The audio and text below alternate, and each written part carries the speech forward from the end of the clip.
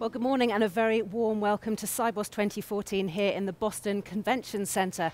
I'm Daisy McAndrew and I'm delighted to be your host for today and the rest of this week. Well, to kick off this morning, to kick the week off, we're going to take a delve into the world of standards, and I'm delighted to have been joined by a panel of experts. Immediately to my left, we have James Whittle from the Payments Council. Good morning, James. Axel Vermzee, BNP Paribas Securities, good morning to you. Richard Zena, Federal Reserve Bank of New York, good morning to you, Richard. And finally, to my far left, Stephen Lindsay from SWIFT. Well, very good morning to all of you this morning. As I said, we're looking at standards. Stephen, perhaps if you could tell us what the themes of the forum are this week. I know you're kicking off this afternoon, aren't you? Okay, there are two principal themes to the Standards Forum this week. One is ISO 20022 at 10 years. It's 10 years old, the standard. People talk about it as a new standard still, but it really isn't. So we have a session this afternoon where we're going to look back over the 10 years that the standard's been in existence and see how well it's lived up to the expectations that were set for it at the time. So that's one of the themes, and I think that we'll be talking a lot about that over the course of the week.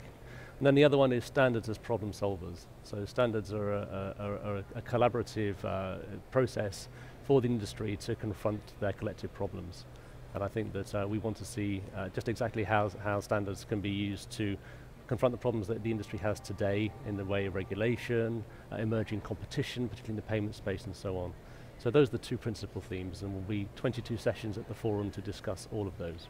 Lovely. Well, we look forward to following that in more detail as the week goes on. Richard, if I might bring you in now, how's the regulatory pressure impacting or even encouraging the development of standards, do you think? Is it a positive or a negative? So Daisy, let me start by offering an analogy. Most of us, I will presume, traveled to Boston by plane. Thank goodness the world's air traffic control systems operate on a common standard with a common language. Imagine the costs, the complexity, the risk if nations maintained idiosyncratic systems for their air traffic control networks. Standards are the means by which complex networks with multiple participants achieve efficiencies, reduce risk, communicate fluidly, so that the network and the participants within that network may thrive. Regulation, I think, is a very meaningful impetus to encourage that coherence within a network across diverse participants, and there's definitely a role to play from the regulatory process in the larger scheme. But I suppose just picking up on what you were saying, Richard, there, you can see the common sense argument, but for many individuals or people in this industry, it seems like a huge burden rather than it being common sense, doesn't it? Well, clearly we have a scheme in which participants have different needs, different interests, and probably different advantages and different cost profiles. And collectively, we need to advance that scheme to maximize the benefit and minimize the challenge. And that's why a venue like the Sibos Standards Forum is so important, because it brings the whole community together. We understand the perspectives of each individual participant, and we endeavor to march forward in a way that achieves a common end, but also supports interoperability and transition to maximize the benefit and minimize the burden. Absolutely, I think we'll be hearing a lot about that this week, won't we? That sort of team spirit rather than individual difficulties. Axel, if I might bring you in here, I just want to talk a little bit about the technology side of things and how that's impacting this area.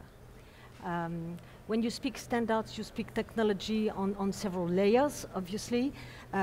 One part of the technology, if I may say so, is the format. So this is exactly what Richard was trying to show. This is a question of formatting fields and agree about it. You should see in our team meetings that we have around standards, how much time we can spend on a 35 length digits rather than 16 or 18, and I won't name the specific field we're talking about. So this might be a part of technology. There is obviously other parts of technology, like the availability of some specific tools, like data dictionary, like schemas for the standards, that our developers may love to find all prepared for themselves.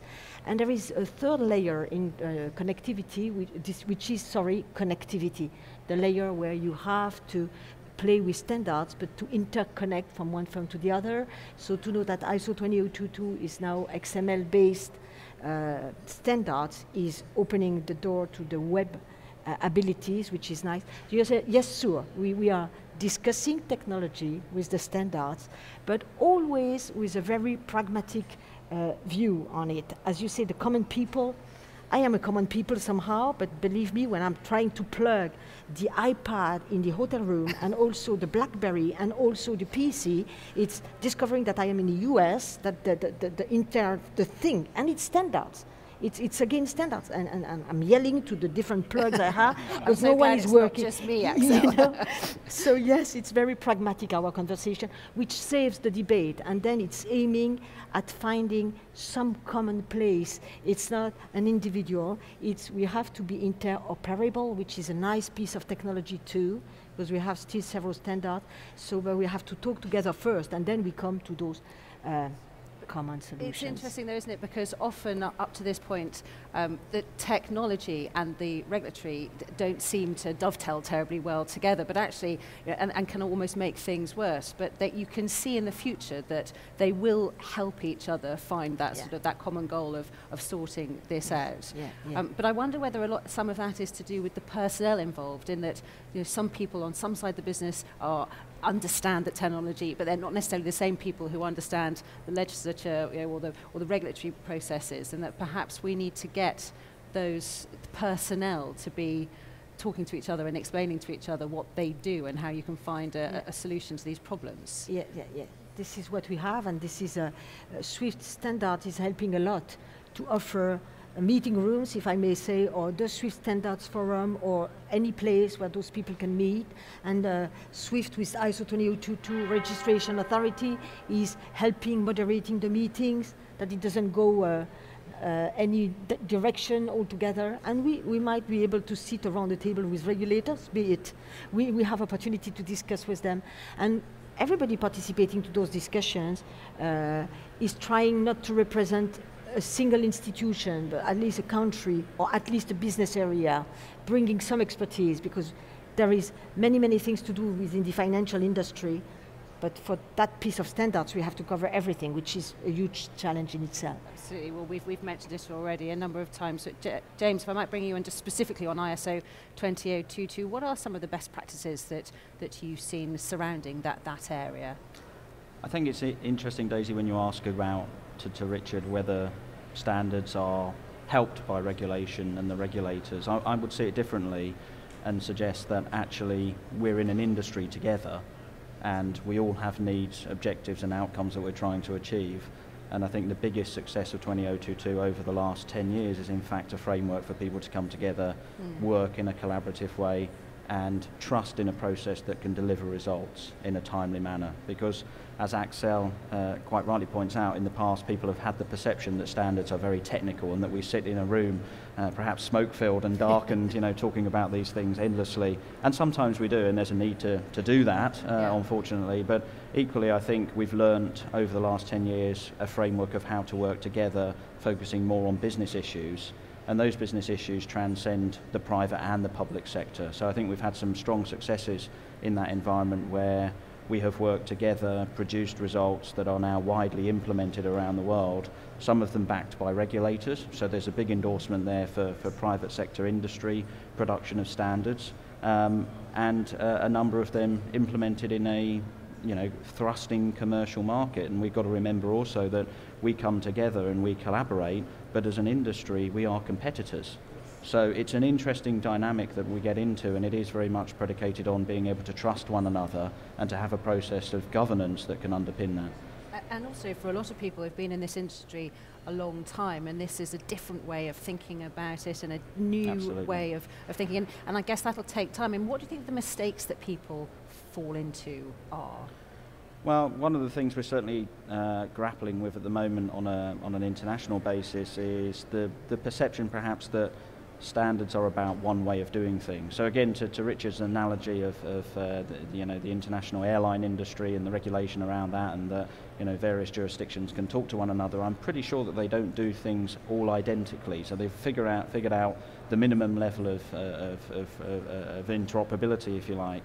And I think we're struggling with that right now. 20022 has been a fantastic success, and it has wide adoption. But as the adoption grows even further, we need to work out what's the minimum level of detail that we need to all agree on, and still allow markets to go off and compete with one another. Absolutely, and I think Richard's analogy was, if I can take it even further, was really interesting on the sort of public trust point of view as well, because what that airline system gives is that the passenger in that airplane has faith that everything's being done above board by one set of rules and that everyone's complying to that set of rules. And of course, trust is a big issue in this industry now, as it was in the past for the air industry. And so, of course, that regulatory, if everybody knows that everyone's playing by the same set of rules, that will give the public a sense of trust and sort of faith, won't it? The real promise of standards occurs when they're almost a subconscious element of the process. When when we boarded our planes to come here, we probably were not conceptualizing the standardization in the air traffic control process that made that traffic possible. We take it as a given. I'm going to suggest that we will reach a point of maturity when in the financial services industry with respect to standards, we sort of have the same commonality of purpose. And to achieve ultimately the promise of standards, it really requires all elements of the network to move, not necessarily always in unison, but toward a common end. And the key is interoperability in transition to that common end. And that's why a conversation like we will have here at Sibos is so meaningful for the industry. Absolutely. I might just, Stephen, give you the final words on this session. We're coming to the end of our time, but there's obviously a lot of common ground here, but there's also a lot of work ahead, isn't there? Yes, always. I mean, it's a never-ending process, and rightly so. The business environment changes, new challenges always are emerging, and standards have to keep up. So we're never finished, and I think that there's still loads more to do on standardization. Absolutely, and for anybody that wants to continue this conversation further with you, where do they find you in the hall? At the Standards Forum. It's the shipping container-shaped stand that you'll see when you come down the escalators when you arrive in the convention center. The shipping container, of course, being another international standard that's transformed the world, so we try to reference that. Absolutely, you can't miss it, as you said. As you come down the stairs, there it is, bold as brass. Well, ladies and gentlemen, thank you so much for kicking off Sibos TV so well, and really interesting chat, and I look forward to hearing more about standards throughout this week. And also do tune in to us just in a few minutes when we're going to be talking all things innovation and InnoTribe. Thank you for watching.